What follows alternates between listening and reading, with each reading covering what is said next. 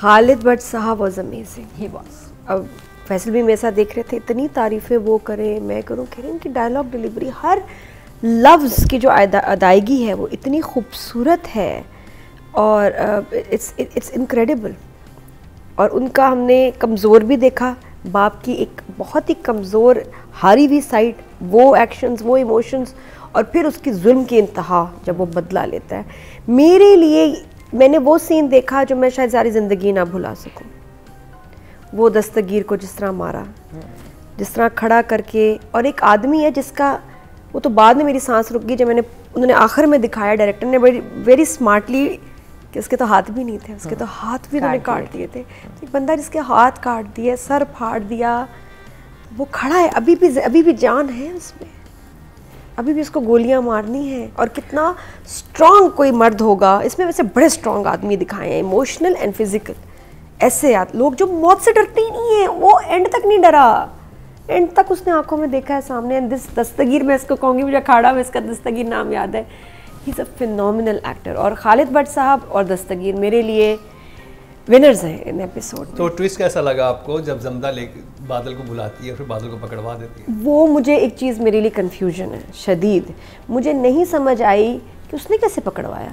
वो राइटिंग की एक्सेलेंस है मुझे वो फैसल कह रहे हैं जस्टिफाइड है, मैंने कहा नहीं, मुझे जस्टिफाइड नहीं लगा, उसने तो किसी को बताया ही नहीं। नहीं, वो तो जा रही है ना, वो तो वही प्लॉटिंग। उसको कैसे पता कि फैसल आ जाएगा? फैसल तो अचानक आया है, नहीं उसने बुलाया था, फैसल कहती है कि मैं पकड़वाऊंगी बादल। वो तो कहा, लेकिन उस वक्त वो जेन्युइनली भाग रही थी। नहीं, no, she had this plan through. मुझे लगता है कि उसने जब वो अगर भाग रही थी ना, तो खाली बादल ना बंधावा होता, वो भी साथ में बंधी हुई होती। I am still not convinced, but चलो आप लोग कह रहे हो ठीक है, मुझे आगे जाके शायद कुछ फील हो जाए, बट अदरवाइज उसके अलावा भी बहुत अच्छे एपिसोड। और लैला की क्या एक्टिंग है, लैला इज जस्ट अमेजिंग। और इस दफ़ा इवन जमदा की और ये सब की एक्टिंग बहुत। बाकी जितने हमारे रमज़ान के प्लेस चल रहे हैं उसमें प्लॉट ज़ीरो है, सीन्स ही सीन्स चल रहे हैं, सीन्स हैं, लाइन्स हैं, सीन्स हैं, लाइन्स हैं।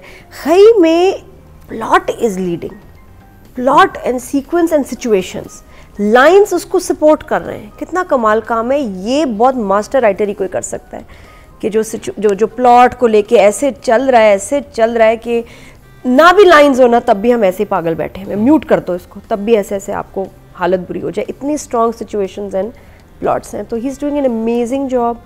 सिकलैन के कहाँ से ये आइडियाज़ आ रहे हैं और किस तरह उसको लेके जा रहा है, मास्टर। स्पेशली एक लाइन जो कि वो बोलती हैं हिना ख्वाजा बयात पागलपन में कि बादल गरजेगा, वो बहुत अच्छी लाइन थी, metaphorically she played it so well also, बहुत so good in that scene. तो वो छोटा सा सीन था, जल्दी से खत्म हो गया, बट उसका इम्पैक्ट था बिल्कुल। तो प्लॉट अगेन अगर ऐसे है तो भी बड़ा अच्छा है, अगर वैसे नहीं है तो भी ठीक है। 9 फिर ये खाई है, फिर तो ठीक है। मेरी बड़ी कोशिश होती है, आपको नहीं पता कि मैं कोई बोंगी ना मारूं। तो एक तो हो गई, दूसरी पे भी मुझे शक है, तो प्लीज अच्छा अगर बुरा लगे तो मुझे ना चुना पकड़ा के ना लॉलीपॉप देके वहां बिठा देना कोने में कि चलो बेटा खेलो। मेरा सवाल है कि डर लग रहा, नहीं प्लीज नहीं, मुझे लगा जब पापा ने कहा, ये खालिद भट्ट ने उनको कहा कि तुम अब घर से नहीं निकलोगे, कोई कहीं नहीं जाएगा, और उसके बाद बरलास फिर भी निकल गया है उनको गाड़ी में लेके, और कोई गार्ड नहीं थे। हाँ, ये मुझे और जगह है जब वो मजार पे गया था, लेकिन बरलास नहीं, मैंने मगर गार्ड नहीं था कोई। हाँ, फैसल भी निकल गया, उसके बाद खैर पूरी प्लानिंग थी, फिर भी गार्ड होने चाहिए। फिर भी अभी तक बरलास को नहीं पकड़ा था प्लानिंग का, दुश्मन अभी पकड़ा तो नहीं, फैसल को पता था, और बरलास को अकेले, और वो भी ऐसे करके ऐसे बैठ गया है। ऐड टू दिस आल्सो, इतना खाली मजार क्यों था? अच्छा, यहाँ फिर मैं ऐड करूँगी वो वाली बातें जो कि यहाँ किसी को नहीं पता, क्योंकि मैं कुछ इनमें से एक्टर्स को मिली और मैंने उनसे वो सवाल किए। मेरे शो पे आए थे रमज़ान, लाइव ग्रीन है, ग्रीन टीवी पे प्रमोशन भी कर दी। फैसल कुरैशी मिले, मैंने कहा फैसल मुझे बताओ कि बादशाह खान को जब मारा, उसका हाथ काटा था, ठीक है, और वो इंस्टेंटली इतनी जल्दी उसकी डेथ कैसे हो गई? तो उसने कहा नहीं, गला भी काटा था, दिखाया I said there was something edit. भाई क्यों नहीं? अब क्यों पता नहीं, लेकिन क्योंकि उन्होंने दिखाना था कि वो इंस्टेंट उसको मारा है, और ये सिर्फ हाथ से उसकी काटने से डेथ नहीं हुई थी, ये भी हुई थी। फिर हिना बयात मुझे मिली तो मैंने उनसे पूछा कि मुझे मैंने अभी तक जो खई के सीक्वेंस चल रहे हैं उसमें डेथ बेवा का शॉट या माँ का शॉट, डेथ औरत का शॉट, एकदम साथ लगता है, बीच में कुछ नहीं होता, इसलिए उसका इतना इम्पैक्ट है। याद है उस्मा का शॉट हाथों वाला, फिर ये मैं कहा जब आपका शॉट आया मियाँ के मरने के बाद, वो आपका पागलपन समझ नहीं आया, वो क्या हुआ? कहती है, तो उनसे भी मैंने पूछा, उन्होंने कहा बहुत अच्छा शूट हुआ था, बड़ा एक्सटेंसिव, हर एंगल से घंटों शूट हुआ, लेकिन वो जो बीच में समहाउ फ्लैशबैक आ गया ना, उसने वो पागलपन का इम्पैक्ट भी ख़त्म किया और कुछ कमी बेशी हो गई सीक्वेंस में, वरना बहुत अच्छा शूट हुआ था। एंड आई होप कि आप इसको फिर यूट्यूब पे डाल दें, क्योंकि हिना बेयात ने इतनी मेहनत की उस सीन पे, we want to see that कि वो कैसे पागल हुई। तीसरा ये हुआ कि मैं एक गैदरिंग में मिली बादल से, और मैं पहचानू ही ना, मैं उसको इतना साफ सुथरा वाइट थीम, और बादल मेरे साथ खड़ा है, वाइट शर्ट, वाइट ट्राउजर, ये मैंने ऐसे देखा उमर बॉय, मैं पहचानू ही ना, मैं कहा हे बादल, you are so handsome and so white and clean, white and clean and you are not running. तो बेचारा ऐसे वेरी स्वीट शर्मा गया। यस, वो थीम ही वाइट थी, सब हम वाइट में थे, लेकिन बादल वही बहुत डैशिंग बंदा है। और फिर वही हुआ, डायलॉग वायलॉग पूछे, और उसने भी इंटेरोगेशन के बाद कुछ ज़्यादा नहीं बताया। नहीं, बस आप देखिए, आपका सस्पेंस। तो डायरेक्शन के कितने नंबर है आपके पास? डायरेक्शन के बहुत सारे नंबर है, सब इन्होंने बता दिया, मैं भी मेरे लिए तो 10 है। ओके,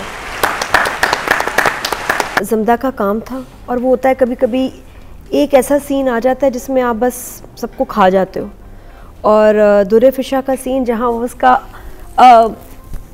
पूरे जो जाती है मज़ार पे, वो खौफ, डर, कन्फ्यूजन, कुछ समझ नहीं आ रहा अभी क्या करेगी, भागेगी, पकड़वाएगी, क्या होना है। उसके बाद उसकी जो डायलॉग्स हैं, अगेन मुझे मतलब कंफ्यूज ही कर दिया ना, तो कितनी कमाल एक्टिंग है, मुझे नहीं समझ आया कि इसका प्लान क्या था।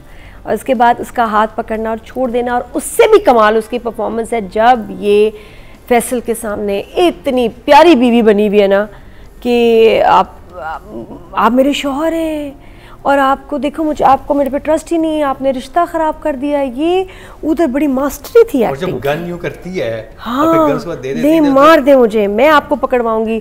तो ये दुर्रे फिशा की इस एपिसोड में मैंने बड़ी कमाल मैच्योर एक्टिंग देखी है। She was amazing, really amazing.